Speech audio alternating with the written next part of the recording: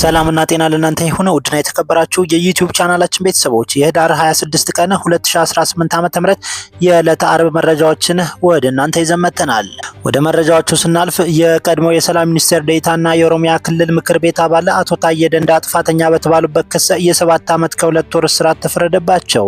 አቶ ታዬ ዛሬ አርብ ህዳር 26 ቀን 2018 ዓ.ም የቅጣት ውሳኔ የተላለፈባቸው በፌዴራል ከፍተኛ ፍርድ ቤት ልደታ ምድብ አንደኛ የህገ መንግስትና ህገ መንግስት ላይ የሚፈጸሙ ወንጀሎች ችሎት ጥፋተኛ በተባሉበት ህገወጥ የጦር መሳሪያ ይዞ በመገኘት ነው። የመንግስት ከፍተኛ ባለስልጣንና የክልል ምክር ቤት አባል የነበሩት አቶ ታዬ ህገወጥ የጦር መሳሪያ ይዞ በመገኘት እንዲሁም ፍቃድ ሳይኖራቸው በቤታቸው ውስጥ አንድ ታጣፊ ክላሽንኮቭ ጠመንጃ ከ60 ጥይቶች ጋር ተገኝተዋል በሚል ክስ ቀርቦባቸው ነበር። የአቶ ታዬ ጠበቃ መሰማት የነበረባቸው 3 የመከላከያ ምስክሮች ነበሩ። እነርሱ ሳይሰሙ ቀርተዋል። የፍርድ ቤቱን ውሳኔ እናከብራለን፣ ነገር ግን ቅሬታዎች አሉን ሲሉ ለቢቢሲ አፋን ኦሮሞ ተናግረዋል። ወደ ሌላ መረጃ ስናልፍ የትግራይ ታጣቂ ኃይል አባላት ከደሞዝ ጥያቄ ጋር በተያያዘ በትናንትናው ዕለት ጧት ላይ መቀሌ ውስጥ የጊዜያዊ አስተዳደሩን ጽሕፈት ቤት ከበው እንደነበር ቢቢሲ ዘግቧል። ከበባውን ተከትሎ በቁጥር 70 ገዳማ ይሆናሉ የተባሉ ታጣቂዎች ከቀጥር በኋላ ከጊዜያዊ አስተዳደሩ ባለስልጣናት ጋር ለውይይት ተቀምጠው እንደነበር መስማቱንም የዜና ምንጩ ዘግቧል። የክልሉ የጸጥታ ኃይል አባላት የጊዜያዊ አስተዳደሩን ጽሕፈት ቤት የከበቡት ጊዜያዊ አስተዳደሩ ደሞዝ አዘግይቶብናል በሚል ምክንያት እንደሆነ ዘገባው አመላክቷል። ታጣቂዎቹ የጊዜያዊ አስተዳደሩን ህንፃ መክበባቸውን ተከትሎ በአካባቢው የተሽከርካሪ እንቅስቃሴ ተስተጓጉሎም ነበር ተብሏል። ጊዜያዊ አስተዳደሩ ይህ ዘገባ እስከተጠናቀረበት አመሻሽ 12 ሰዓት ድረስ በጉዳዩ ዙሪያ ያለው ነገር እንደሌለም ታውቋል። በሌላ መረጃ የህዝብ ተወካዮች ምክር ቤት ትናንት ባካሄደው ስብሰባ በምርጫ የሚወዳደሩ የፖለቲካ ፓርቲዎች እጩዎች በፓርቲዎች የምዝገባ አዋጅ መሰረት በሀገር አቀፍና አካባቢ ምርጫዎች ለመሳተፍ ማቅረብ ያለባቸውን የድጋፍ ፊርማ ቅድመ ሁኔታ አነሳ። የምክር ቤቱ አፈ ጉባኤ አቶ ታገሰ ጫፎ ፓርቲዎች እጩዎቻቸውን የድጋፍ ፊርማ ማሰባሰብ ቅድመ ሁኔታ እንዲቀርብላቸው በፓርቲዎች የጋራ መድረክ በኩል ሲጠይቁ ነበር በማለት ለምክር ቤቱ አስረድተዋል። የፓርቲዎቹ የጋራ መድረክ የሀገሪቱ የጸጥታ ሁኔታ ለእጩዎች የድጋፍ ፊርማ ለመሰብሰብ አያመችም በማለት ቅድመ ሁኔታው እንዲነሳ በቅርቡ መንግስትን መጠየቃቸው ይታወሳል። በስድስተኛው ሀገር አቀፍ ምርጫ በኮሮና ወረርሽኝ ሳቢያ እጩዎች የድጋፍ ፊርማ እያሰባሰቡ የሚያያይዘውን ቅድመ ሁኔታ ምክር ቤቱ አንስቶም እንደነበር አይዘነጋም።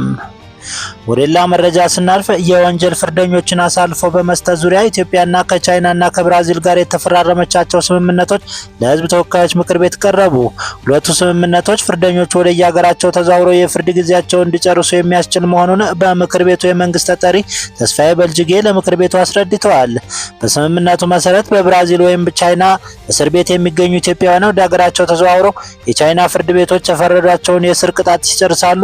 በተመሳሳይ ኢትዮጵያ ውስጥ የታሰሩ ቻይናውያንና ብራዚላውያን ፍርደኞችም ቀሪ ቅጣታቸውን በሀገራቸው እስር ቤቶች ውስጥ መጨረስ ይችላሉ። ምክር ቤቱ በኢትዮጵያና በደቡብ አፍሪካ መካከል የተደረሰው በወንጀል የሚፈለጉ ሰዎችን አሳልፎ የመስጠት ስምምነት ላይም ተወያይቷል። ምክር ቤቱ ሶስቱንም ስምምነቶች ለህግና ፍትህ ጉዳዮች ቋሚ ኮሚቴ መርቷል። ወደ ሌላ መረጃ ስናልፍ የኢትዮጵያ ብሔራዊ ሎተሪ አገልግሎት የ22 የስፖርት ውድድር ውርርድ ድርጅቶች የስፖርት ውርርድ ፍቃድ ወይም ቤቲንግ ድርጅቶችን ከህዳር 25 ቀን 2018 ዓ.ም ጀምሮ እያገደ መሆኑን አስታውቋል። ፍቃዳቸው የታገደ የስፖርት ውድድርና ውርርድ ቤቶች ስማቸውን በመዘርዘር ያገዳቸው መሆኑ ታውቋል። የታገዱት የውርርድ ቤቶች ዳሽቤት፣ ዋሊያ ስፖርት፣ ኤክስኔት ሶሉሽን፣ ኤችዲኤም፣ ብላክ ፐርፕል ትሬዲንግ፣ አይኮኒክ ስፖርት፣ ጃምቦ ቤት፣ ጃአባክ ትሬዲንግ፣ ኢቲኤል፣ ቤታራዳ ስፖርት እና ኢንተርቴንመንት፣ ቫሞስ ኢንተርቴንመንት፣ ፍላሽ ስፖርት ውርርድ፣ ሁለገብ ኦንላይን ሶሉሽን፣ ዘመን ስፖርት ቤቲንግ፣ ሁሉ ጌሚንግ፣ አዲስ ቴልኮ ሰርቪስ አክሲዮን ማህበር፣ ዩኒክ፣ ቶቶ ስፖርት፣ ኩኩሉ ስፖርት፣ መርኬ ቤቲንግ፣ ቤት 994 እንደዚሁም ሀሪፍ ስፖርት አክሲዮን ማህበር ናቸው። ወደ ሌላ መረጃ ስናልፍ የአፍሪካ ህብረት በአንደኛ የፋኖ ክንፍ አማራ ፋኖ ህዝባዊ ድርጅትና በክልሉ መንግስት መካከል የሰላም ስምምነት መፈራረሙን አረጋገጠ። አንደኛው የፋኖ ክንፍ በሆነው በአማራ ፋኖ ህዝባዊ ድርጅትና በክልሉ መንግስት መካከል የሰላም ስምምነት መፈረሙን ያረጋገጠው የአፍሪካ ህብረት የተደረገውን የሰላም ስምምነት ለኢትዮጵያ ብቻ ሳይሆን ለመላው አፍሪካ ሰላም ትልቅ ምዕራፍ የሚከፍት መሆኑን ትናንት ማምሻውን ባወጣው መግለጫ አስታውቋል።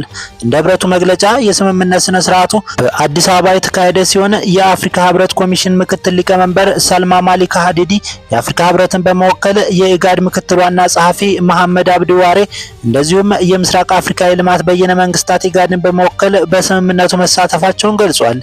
የአፍሪካ ህብረትን ወክለው በስምምነት ስነ ስርዓቱ ላይ የተገኙት የአፍሪካ ህብረት ኮሚሽን ምክትል ሊቀመንበር ሰልማ ማሊካ ሀዲዲ ሁለቱ ወገኖች ለንግግርና አለመግባባቶቻቸውን በሰላማዊ መንገድ ለመፍታት ያሳዩት ቁርጠኝነትን አድንቀዋል።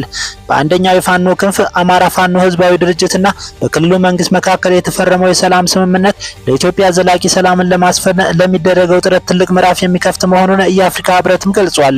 ስምምነቱ ለኢትዮጵያ ብቻ ሳይሆን ለመላው አፍሪካ ሰላም ጭምር የሚጠቅም ትልቅ ትርጉም ያለው መሆኑን የአፍሪካ ህብረት ኮሚሽን ምክትል ሊቀመንበር ሰልማ ማሊሃ ሀዲዲ አጽንኦት ሰጥተው ገልጸዋል።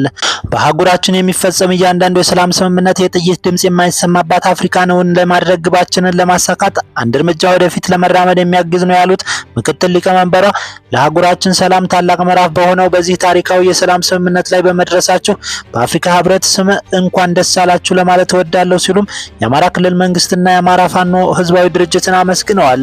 በአማራ ፋኖ ህዝባዊ ድርጅትና የአማራ ክልል መንግስት መካከል የተደረገው የሰላም ስምምነት ለአፍሪካዊ ችግሮች አፍሪካዊ መፍትሄዎች ምን ያህል ኃይል ያላቸው መሆኑን አመላካች መሆኑን ምክትል ሊቀመንበሯ አመላክተዋል።